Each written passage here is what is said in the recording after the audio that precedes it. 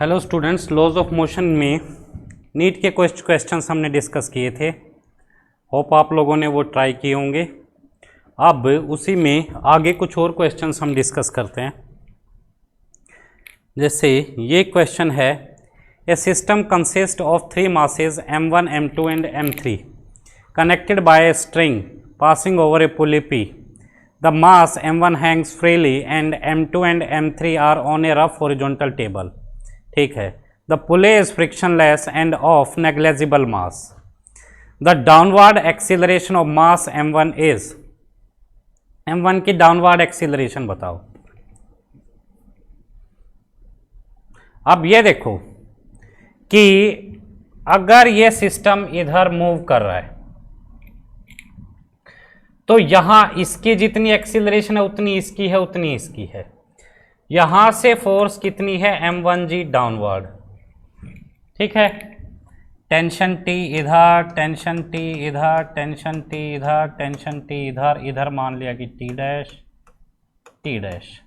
यहां ये ब्लॉक्स भी अगर ये नीचे जा रहा है तो ये इधर जाएंगे और इस पे फ्रिक्शन इधर कितना म्यू इंटू m2g और इस पे म्यू इंटू m3g, है ना। अब ये देखो कि इस डायरेक्शन में जो नेट फोर्स है, इस डायरेक्शन में नेट फोर्स क्या लिखी जा सकती है, नेट पुलिंग फोर्स का कंसेप्ट मैं यूज कर रहा हूं। m1g माइनस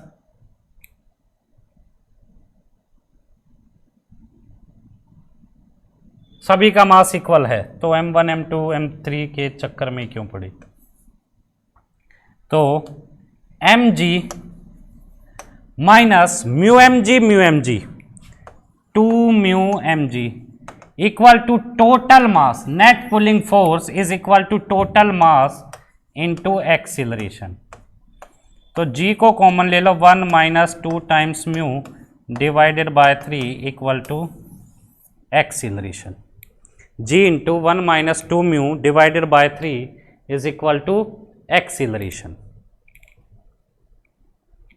नेक्स्ट क्वेश्चन, इसका आंसर क्या हो गया हमारा, C. Next question is,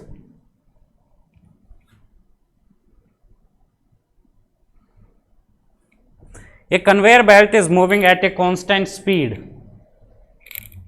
of 2 meters per second. A box is gently dropped on it. The coefficient of friction between them is mu equal to 0.5. The distance that the box will move relative to belt before coming to rest on it, taking g equal to 10 meter per second square. ठीक है। ये देखो conveyor belt कितनी speed से जा रही है, 2 metre पर सेकंड से। बॉक्स को ड्रॉप कर दिया इस पे, ठीक है, बॉक्स को ड्रॉप कर दिया और दोनों के बीच में फ्रिक्शन कोफिशिएंट कितना है, 0.5। अब ये देखो कि ये सरफेस है, ये सरफेस इधर जा रहा है 2 मीटर पर सेकंड से और एक ब्लॉक को इस पे ड्रॉप करें तो ब्लॉक के रिस्पेक्ट में सरफेस किधर जा रहा है, इधर। तो सरफेस पे फ्रिक्शन पीछे और इस पे फ्रिक्शन किधर, आगे। ये इस पे कब तक स्लिप करता रहेगा, जब तक इन दोनों की वेलोसिटी सेम ना हो जाए, इसके रिस्पेक्ट में ये मूव ही ना करे। तो फ्रिक्शन अब क्या लिख सकते हैं, friction is normal direction upward, mg downward. तो नॉर्मल डायरेक्शन mg के इक्वल फ्रिक्शन म्यू mg, यानी 0.5 into mass into gravity that is 10, तो 5m हो गया फ्रिक्शन। ठीक है। तो एक्सीलरेशन इधर कितनी मिली, acceleration is net force divided by mass that is 5। तो एक्सीलरेशन इज 5 यूनिट्स। और ये कह रहा है कि इतनी स्पीड गेन करने तक कितना डिस्टेंस ट्रेवल करेगा। पहले स्पीड कितनी है, 0, तो v square minus u square equal to 2s से final speed this initial 0, 2 into acceleration 5 into distance s, तो s is 4/10 that is 0.4। Answer is A. Next question,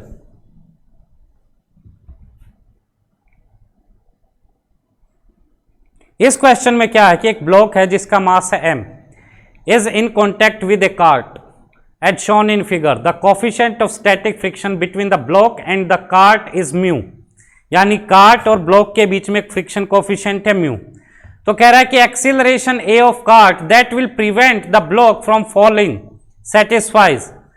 ये देखो इसके रिस्पेक्ट में ये मूव ना करे, गिरेगा तो तब ना जब यहां पे बैठ के, यहां पे ऐसे बैठ के देखें इसको, तो ये हमें गिरता हुआ नहीं दिखना चाहिए, ये इसके साथ चलता हुआ दिखना चाहिए, यानी इस फ्रेम के रिस्पेक्ट में ये रेस्ट पे दिखना चाहिए।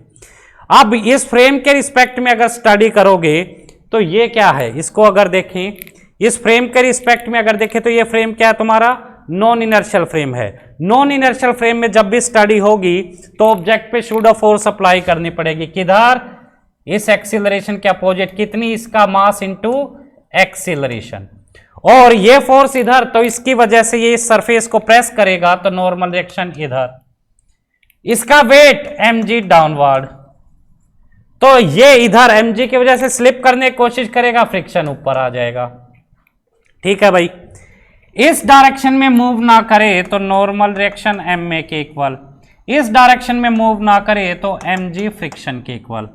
लेकिन हमें पता है कि फ्रिक्शन की वैल्यू हमेशा म्यू इंटू नॉर्मल रिएक्शन से कम होती है ना, तो फ्रिक्शन की वैल्यू n की वैल्यू पुट करो तो mg is less than equal to mu into ma, ये कैंसल आउट, म्यू को इधर ले आओ तो a is greater than equal to g by mu.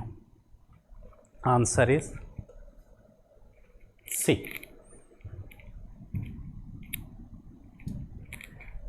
Next question. A block B is pushed momentarily along a horizontal surface. ठीक है भाई, with an initial velocity v, ठीक है। If mu is the coefficient of sliding friction between B and surface, block B will come to rest after a time. सारे friction पे बिल्कुल simple question, सारे kinetic friction पे आ रहे हैं, ठीक है। पिछला क्वेश्चन स्टैटिक पे था, उससे पहले भी काइनेटिक पे ही था। अब ये देखो कि इसको v वेलोसिटी से लेके जाओ, ये सरफेस पे स्लिप करेगा तो फ्रिक्शन तो इधर आएगा ना, साफ दिख रहा है, और फ्रिक्शन कितना इस केस में, वही म्यू इंटू mg। तो एक्सीलरेशन इस डायरेक्शन में कितनी, force by mass that is mu into g. Constant acceleration equation of motion use कर सकते हैं, तो कितने टाइम के बाद रेस्ट में आएगा, v equal to U plus at से सोल्व कर लो, फाइनल वेलोसिटी 0, ये डायरेक्शन पॉजिटिव ले v, ये डायरेक्शन अब नेगेटिव होगी तो यानी एक्सीलरेशन नेगेटिव, यानी म्यू जी इंटू टी, तो t की वैल्यू आ गई v by mu into G. Answer is D. Next question, next question क्या है, a block of mass 10 kg is in contact against the inner wall of a hollow cylindrical drum of radius 1 meter. Coefficient of friction between block and inner wall of cylinder is 0.1. तो minimum angular velocity needed for the cylinder to keep the block stationary when the cylinder is vertical and rotating about its axis. ये देखो भाई,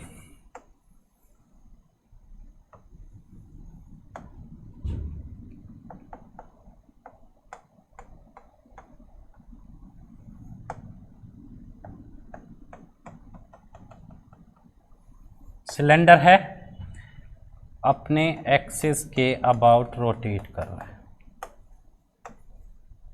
ठीक है। एक block ले लिया यहां,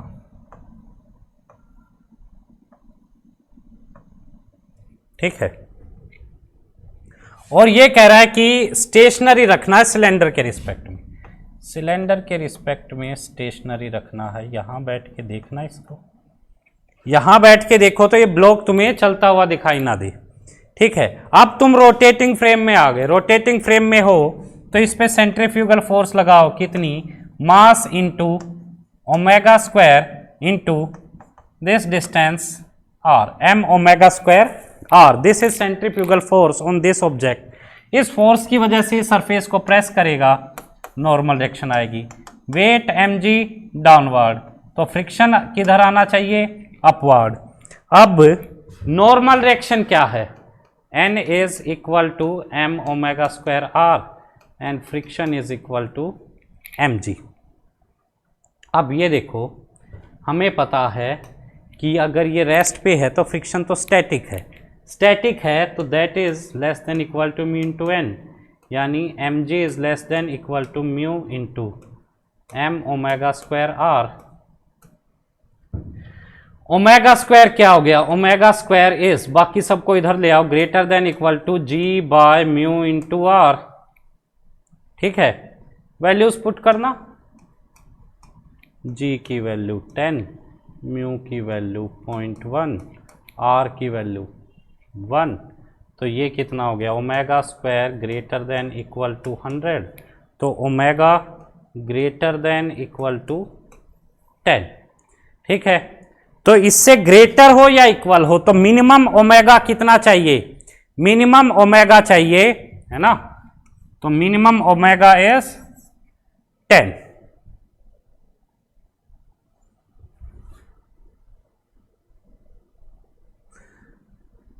नेक्स्ट क्वेश्चन है हमारा, one end of a string of length L is connected to a particle of mass m and the other end is connected to a small peg of a smooth horizontal table. If the particle moves in a circle with speed v, ठीक है, the net force on the particle directed towards center will be, ये देखो, one end of a string L is connected to a particle of mass m, other end is connected to, कहीं पे fix कर दिया एक table पे, और particle circle में जा रहा है v स्पीड से, तो net force on the particle will be directed towards centre, यहां ऐसे फिक्स कर लिया। ठीक है, तो नेट फोर्स क्या हो जाएगी, T इधर स्मूथ सरफेस पे है, हाँ, नॉर्मल डायरेक्शन ऊपर, mg नीचे। ठीक है, और नेट फोर्स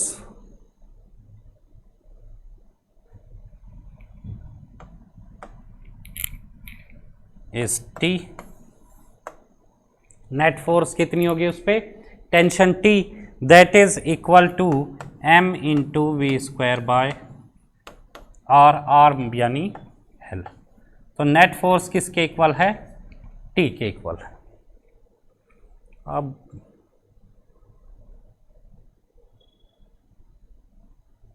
ठीक है, ऐसे मेंशन करना चाहिए इसको, कहाँ कैसे पूछ रहा है। नेक्स्ट क्वेश्चन, ये तो शायद डायरेक्ट ही आ गया तुम्हारा। A car is negotiating a card rod of radius r. The rod is banged at an angle theta. The coefficient of friction between the tire of the car and the rod is mu. The maximum safe velocity on this rod is, भाई ये तो अब तुम्हारा direct derivation ही आ गया है ना। वैसे इस क्वेश्चन में अगर फिर भी तुम्हें दिक्कत आए तो ये देखो, ये जो टर्म है ये इस तरह से है, शो नहीं किया इसने, करना चाहिए। म्यू डायमेंशनलेस, ये टेन थीटा डायमेंशनलेस, ये तो पूरा है डायमेंशनलेस। ठीक है भाई, अगर फॉर्मूला ना ध्यान रहे तो ये देखो, G बाय आर, V की जो डायमेंशन है वो किसके इक्वल होनी चाहिए, रूट G बाय आर के इक्वल होनी चाहिए, V यानी LT माइनस 1। तो G बाय आर की डायमेंशन देखो तो LT माइनस 2, एक्सीलरेशन है ना बाय L, तो बाहर आएगा T माइनस 1, तो यानी डायमेंशनली करेक्ट नहीं हुआ। क्रॉस करो, यहां L स्क्वायर ले लें तो मतलब R स्क्वायर ले ले तो LT minus 2 by L square, तो ये आएगा L to the power minus 1 by 2 T to the power minus 1, ये भी नहीं हो सकता।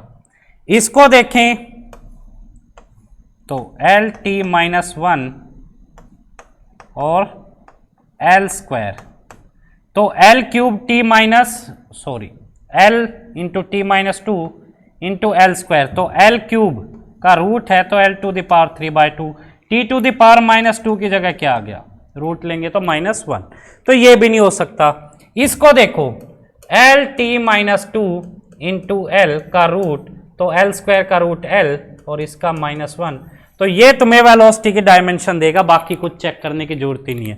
खाम का कहीं फ्री इसका डायग्राम बनाते जाओ, ठीक है, नॉर्मल रिएक्शन के कंपोनेंट लेके वो सब चीजें करो, परेशान होगे, टाइम वेस्ट है।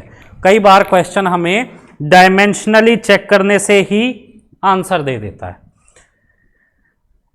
नेक्स्ट क्वेश्चन, आइडिया कैसा आया मुझे ये भी बता दूं। आइडिया इसलिए आया क्योंकि आंसर भी याद था वैसे, लेकिन आइडिया भी आया। ये देखो कि जी बाय आर स्क्वायर, ये टर्म हर जगह डिफरेंट है, ठीक है, और हर जगह ये डायमेंशंस वेलोसिटी की नहीं दे सकता, और ये टर्म डायमेंशनलेस है। तो मेरे माइंड में आइडिया आया क्यों ना डायमेंशनली तुम्हें चेक करके बता दो। वैसे तो डायरेक्ट फॉर्मूला भी तुम्हें पता है। 2 stones of masses m and 2m are wired in horizontal circles. The heavier one in a radius r by 2 and the lighter one in radius r. ठीक है, the tangential speed of the lighter stone is n times that of the value of heavier stone. When they experience same centripetal force, the value of n is. भाई ये देखो,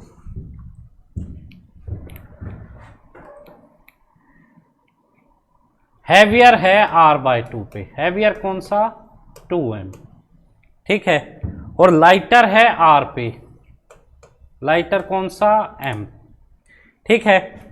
tangential speed इसकी मान ली heavier की vh, lighter की vl, और कहा कि सेम सेंट्रीपिटल फोर्स एक्सपीरियंस करें, उसके लिए n की वैल्यू बताओ। n क्या बता रहा है कि जो लाइटर की जो स्पीड है वो n टाइम्स है हैवियर से।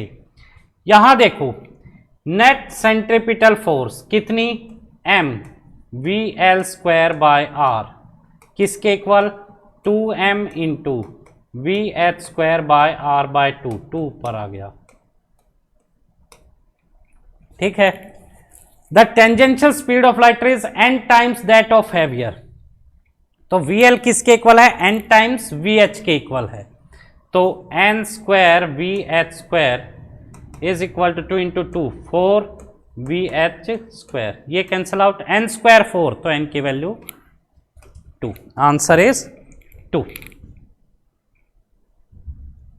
कितना सिंपल क्वेश्चन था। Next, A car is moving in a circular horizontal track of radius 10 meter with a constant speed of 10 meter per second. एक कार है सर्कुलर ट्रैक पे जा रही है, रेडियस 10 है, 10 मीटर पर सेकंड की स्पीड से जा रही है। एक बॉब को सस्पेंड कर दिया रूफ से, कार की रूफ से, लाइट वायर से जिसकी लेंथ है इतनी। The angle made by the wire with the vertical is, भाई ये देखो यहाँ पे इसने स्पीड दी है, एक्सीलरेशन नहीं दी है। कार के रिस्पेक्ट में जाके स्टडी करोगे तो ये मत सोचना कि तुम उस पर शूडो फोर्स लगा कर उसको इधर ले आओगे। उसने कहा कांस्टेंट, अच्छा सर्कुलर ट्रैक पे जा रही है, सॉरी सर्कुलर ट्रैक पे अगर जा रही है तो उस केस में क्या होगा कि अगर जैसे सर्कुलर ट्रैक पे अगर हम जाएं, ठीक है, सर्कुलर ट्रैक पे अगर जाएं तो अब हमें इस पे सेंट्रीफ्यूगल फोर्स को स्टडी करना होगा। सेंट्रीफ्यूगल फोर्स को अगर स्टडी करें तो वो फोर्स तुम्हारी इधर आ गई कितनी, mv स्क्वायर बाय आर, और ये फोर्स इसको ऐसे पकड़ के इधर लेके आएगी, इधर लेके आएगी तो mv स्क्वायर बाय आर, तो इधर mg डाउनवर्ड, टेंशन t इधर, ये एंगल थीटा, तो ये थीटा, टेंशन का इधर कंपोनेंट t कोस थीटा, इधर t sine theta. t sine theta अब किसको बैलेंस करेगा इक्विलिब्रियम पे, mv स्क्वायर बाय आर को। t कोस थीटा किसको बैलेंस करेगा, mg को। तो टेन थीटा आया v square by R G के इक्वल। v की value is 10, 100 divided by radius is 10 into 10 1, 10 theta 1 तो थीटा 45 यानी पाई बाय 4, तो answer is C. Circular track था, ये ध्यान रखना।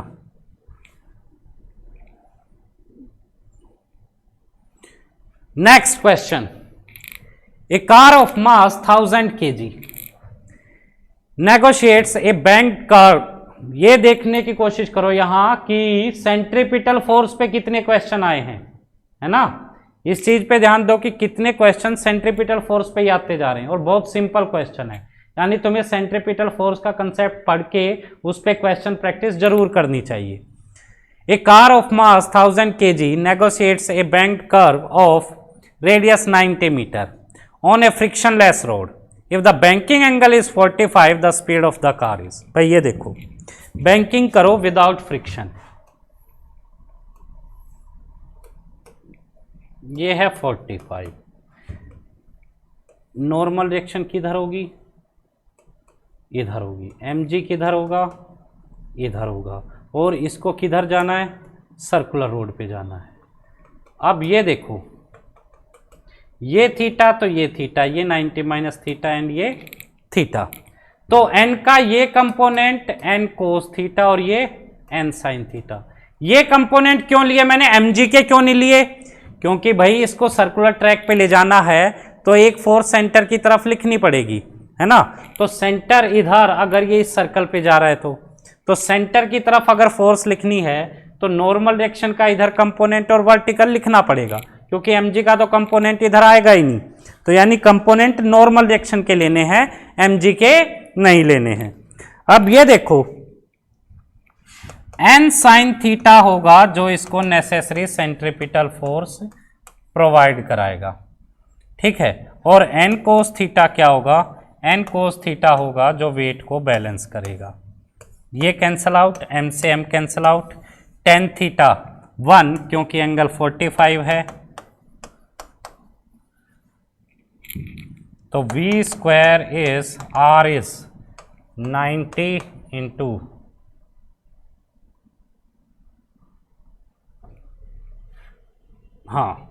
g की वैल्यू 10, तो v स्क्वायर 900, तो v is 30, answer is this.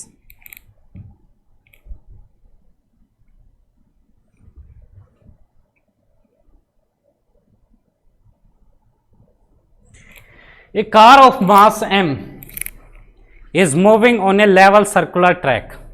एक कार है, m मास है, एक लेवल सर्कुलर ट्रैक, यानी अब बैंकिंग नहीं है, हॉरिजॉन्टल ट्रैक है, ऐसे उस पे जा रही है।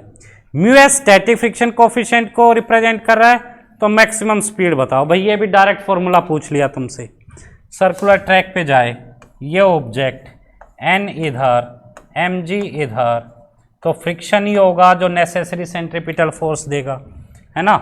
तो फ्रिक्शन किसके equal, m v square by r की, n किसके इक्वल, mg की, और हमें पता है friction is always less than equal to mean to n, यानी m v square by r is less than equal to mu into m g. तो v square is less than equal to mu r g and v is less than equal to root mu r g. Answer is this.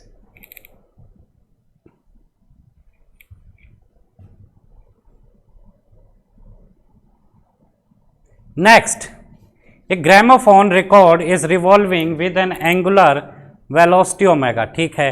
एक coin is placed, ये भी centripetal पे, ये देखो laws of motion chapter है और अब सारे क्वेश्चन इसी पे दिखे हैं तुम्हें। A coin is placed at a distance r from the center of the record.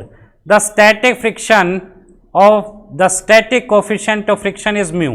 The coin will revolve. भाई सेम कंसेप्ट इस पे लगाओ, n ऊपर mg नीचे, और जो फ्रिक्शन है वही mv स्क्वायर बाय r के इक्वल होना चाहिए। तो यहां से पिछले क्वेश्चन की तरह से ही सोल्व कर सकते हैं, कोई ज्यादा कुछ नहीं करना है, ठीक है। ये क्वेश्चन अब सभी खुद से कर सकते हैं, लेकिन ये देखो कि बिल्कुल सेम कंसेप्ट रिपीट किया है नीट ने। A roller coaster is designed such that riders experience weightlessness as they go around the top of a hill whose radius of curvature is 20 metre. The speed of the car at the top of the hill is between. भाई ये बताओ मुझे, roller coaster इस तरह से design कर दिया कि वहां पे वेटलेसनेस की कंडीशन आए। वेटलेसनेस की कंडीशन कब आएगी? जब उसके कांटेक्ट में ही ना रहे, नॉर्मल रिएक्शन जीरो हो जाए। ठीक है, और अब स्पीड पूछ रहा है, स्पीड किसके बीच में आएगी? भाई ये देखो, ऐसे जाए, ठीक है, और mg अब किसके इक्वल हो जाए? mg सीधे mv स्क्वायर बाय r के इक्वल हो जाए। ठीक है, तो v square is root r g. g की वैल्यू 10 लोगे तो v आ जाएगा, v स्क्वायर और रूट दोनों लगा दिए तो ये आ जाएगा v equal to root r g. आर की वैल्यू कितनी है? 20 इंटू 10, तो v आया रूट 200। रूट 200 को देखो, 100 इंटू रूट 2, ओ 100 इंटू 2, तो 100 का रूट तो 10 इंटू रूट 2, और ये आ जाएगा 1.414, तो यानी 14.14। तो रिजल्ट इज बिटवीन 14 एंड 15।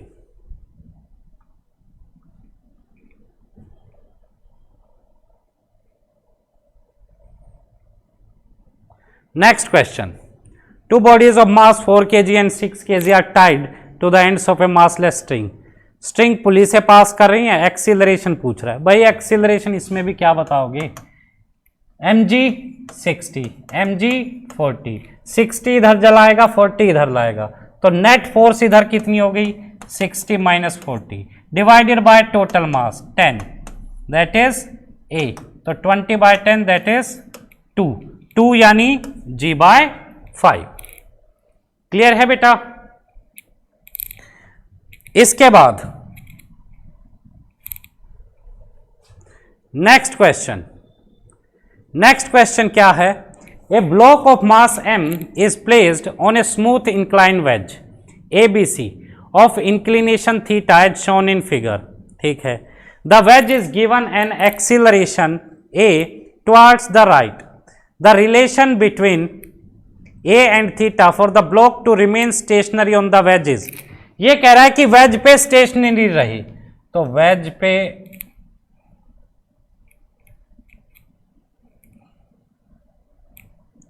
पे एक ऑब्जर्वर को बैठाओ ना, ये देख रहा है इसको, और इसको क्या लग रहा है कि ब्लॉक इस पे स्लाइड नहीं कर रहा है। तो ब्लॉक स्लाइड ना करे तो उसके लिए क्या करेगा? अब ये नॉन इनर्शियल फ्रेम, तो ये क्या करेगा? इस पे एक तो सूडो फोर्स लगाएगा, इस पे सारी फोर्सेस ड्रॉ करके क्या कहेगा कि नेट फोर्स 0 होनी चाहिए।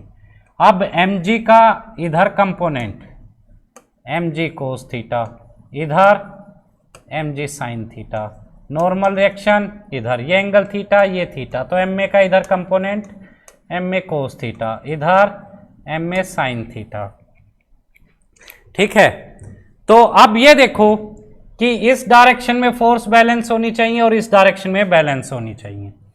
तो यहां से क्या आना चाहिए कि ma cos theta equal to mg sine theta, m से m गया, a equal to g tan theta.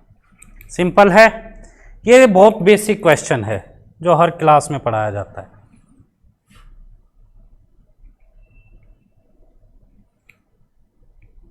ये क्वेश्चन देखें, इस क्वेश्चन में क्या है कि दो ब्लॉक हैं A और B of masses 3m and m respectively are connected by a massless and inextensible string. The whole system is suspended by a massless spring as shown in figure. The magnitudes of acceleration of A and B immediately after the string is cut are respectively. ये कह रहा है string cut कर दें।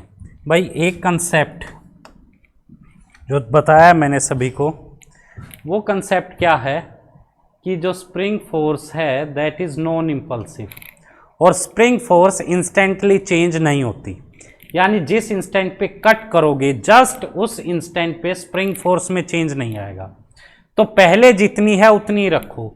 इस block को देखो, mg नीचे, टेंशन ऊपर, तो टी आ गया mg के इक्वल।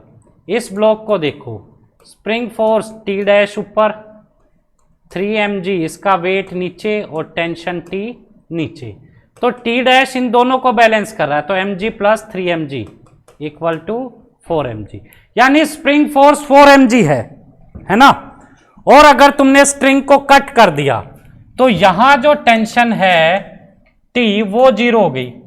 T जीरो हो जाए तो इस ब्लॉक को देखो, B को, B पे mg नीचे, तो नेट फोर्स तो B पे mg आ गई और that is equal to mass into acceleration, तो इसकी एक्सीलरेशन तो g हो गई किधर, डाउनवर्ड। A को देखो, A पे 4mg ऊपर की तरफ फोर्स है और इसका वेट 3mg नीचे, तो नेट फोर्स अपवर्ड डायरेक्शन में आएगी, कितनी, 4mg माइनस 3mg यानी mg। ये किसके इक्वल, मास इनटू एक्सीलरेशन, तो एक्सीलरेशन इसकी आएगी g/3। तो g/3 A की और g B की, तो आंसर इज A। क्लियर है बेटा। तो बेटा ये तुम्हारे लॉज ऑफ मोशन के क्वेश्चंस थे जो हमने आज डिस्कस किए। इन क्वेश्चंस की अच्छे से प्रैक्टिस करना, ठीक है, और इन्हें ट्राई करते रहना, और जो भी डाउट है वो तुम लोग मुझसे क्लास में पूछ सकते हो। बाय बेटा।